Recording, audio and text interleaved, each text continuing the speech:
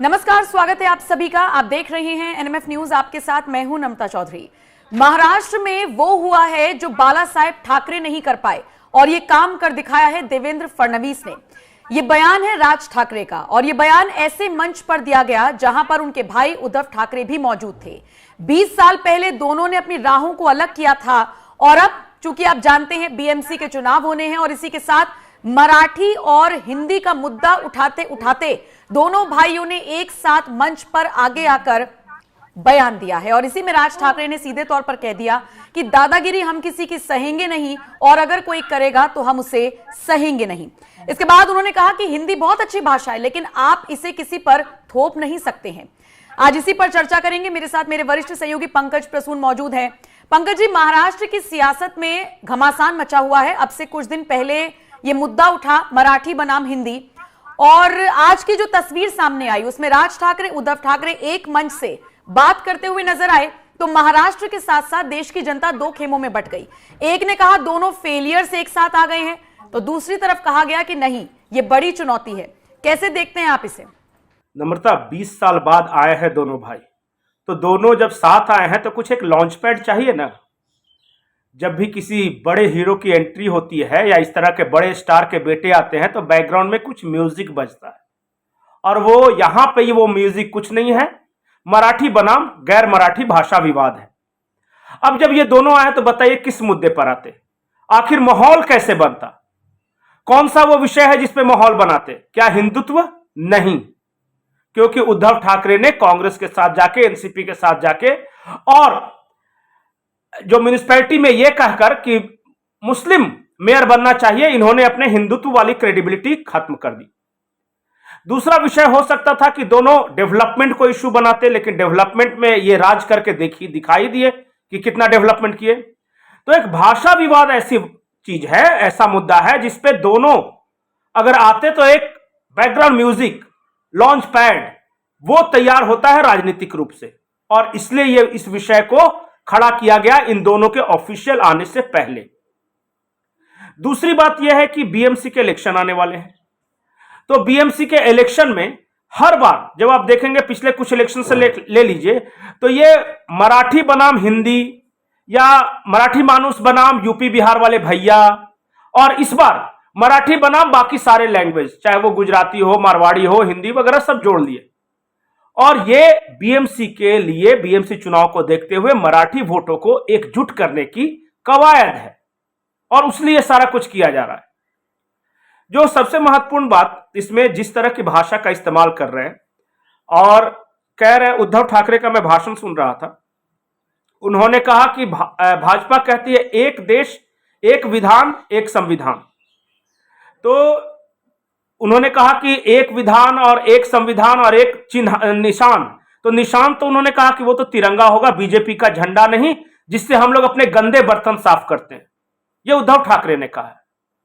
और फिर हिंसा के बारे में राज ठाकरे ने कहा कि जब को तुम जाओ किसी भैया को या गैर हिंदी भाषी को, गैर मराठी भाषी को मारो तो तुम वीडियो मत बनाना, उसको वीडियो बनाने दो। उससे क्या होता है, तुम वीडियो बनाते हो, वायरल होता है तो बाद में पार्टी की बदनामी होती है, इसलिए बजाओ खूब पर वीडियो मत बनाओ। ये राज ठाकरे कह रहे थे आज भाषण में।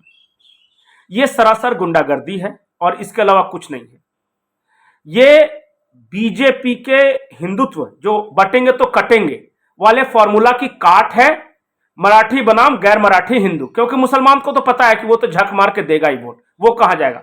तो अगर मुसलमान वोट दे देगा मुंबई का और भाषा विवाद के नाम पर हिंदू वोटों का एक तबका हमारे साथ आकर जुड़ेगा तो हमारी संभावना बढ़ जाती है। वरना अगर हिंदुत्व के नाम पे और हिंदू के नाम पे वोट देता रहेगा तो हमारे इसी तरह बंटाधार होता रहेगा।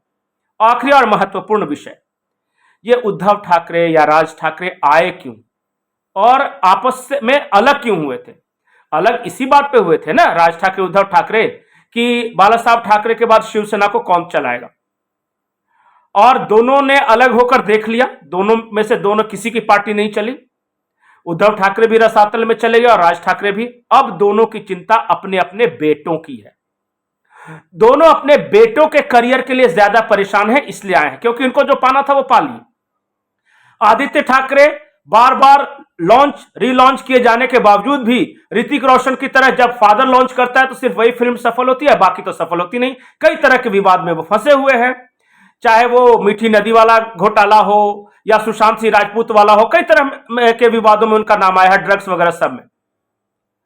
तो उनकी लॉन्चिंग हो नहीं पा रही। और दूसरा अमित ठाकरे हैं, राज ठाकरे के बेटे, तो ये भी नेता बनने की कोशिश कर रहे थे। अभी तो देखते जाइए, अभी तो और भी कुछ होगा। ये भाषा के नाम पे गुंडागर्दी, हिंसा और बढ़ेगी। आखिरी बात मैं महाराष्ट्र की देवेंद्र फडणवीस सरकार से कह रहा हूं, गलत हमेशा गलत होता है। दो निगेटिव मिलकर कभी पॉजिटिव नहीं बन सकते। Opposite poles attract, same poles repels, ये हम लोगों ने फिजिक्स में पढ़ा है। भाषा जो है ना, भारत की सबसे बड़ी खूबसूरती ही यही है कि इस देश के अलग अलग भूभागों में अलग अलग भाषा बोली जाती है और सारी भाषा आपस में सखियां हैं, सहेलियां हैं। भाषा झगड़ने की चीज नहीं है, सीखने की चीज है। तो अगर आप नई नई भाषाएं सीखते हैं तो ये पॉजिटिव अप्रोच है, लेकिन इस भाषा वाले को, बोलने वाले को मार देना, इस भाषा वाले को अपमानित करना, इस भाषा वाले को पिटाई करना, ये निगेटिव राजनीति है। और इस राजनीति से न तो महाराष्ट्र का भला होने वाला है, न देश का भला होने वाला है। महाराष्ट्र में इन्वेस्टर नहीं आएंगे।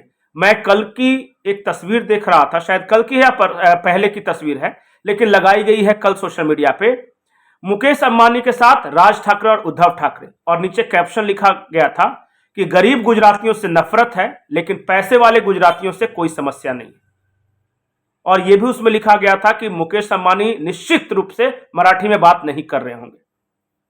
सच्चाई समझिए, चाहे वो उद्धव हो या राज हो, इनके गुंडे के निशाने पर गरीब जनता होती है। अमीर और पैसे वाले को, चाहे वो मराठी बोले ना बोले, किसी भाषा में बोलो, किसी को कोई समस्या नहीं होती। जी नम्रता। कुल मिलाकर देखा जाए तो महाराष्ट्र में अब एक बार फिर से सियासी पारा इसलिए हाई हो गया है क्योंकि राज ठाकरे, उद्धव ठाकरे ने एक मंच से आगे आकर कई मुद्दों पर बात की है, लेकिन ये उन्हें भारी पड़ेगा या फिर उनके हित में जाएगा, ये देखने वाली बात होगी। बहरहाल बहुत बहुत शुक्रिया पंकज जी। लेकिन जिस तरीके से राज ठाकरे ने अपनी बात को रखा, उद्धव ठाकरे ने अपनी बात को रखा, इससे आप कितने सहमत हैं? और क्या आपको नहीं लगता कि सिर्फ एक लॉन्चिंग पैड के लिए मराठी भाषा का इस्तेमाल सबसे ज्यादा ये दोनों नेता कर रही हैं? कमेंट सेक्शन में आप अपनी राय हमें जरूर दीजिएगा। नमस्कार। की त्यांनी मला सन्माननीय उद्धव ठाकरे असं बोललेलं आहे।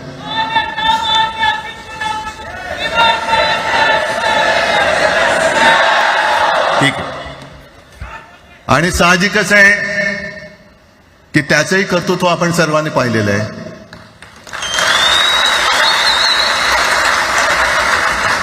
म्हणून माझ्या भाषणाची सुरुवात करताना सन्माननीय राज ठाकरे आणि जमलेल्या माझ्या तमाम मराठी हिंदू बांधवांनो, भगिनींनो आणि मातांनो,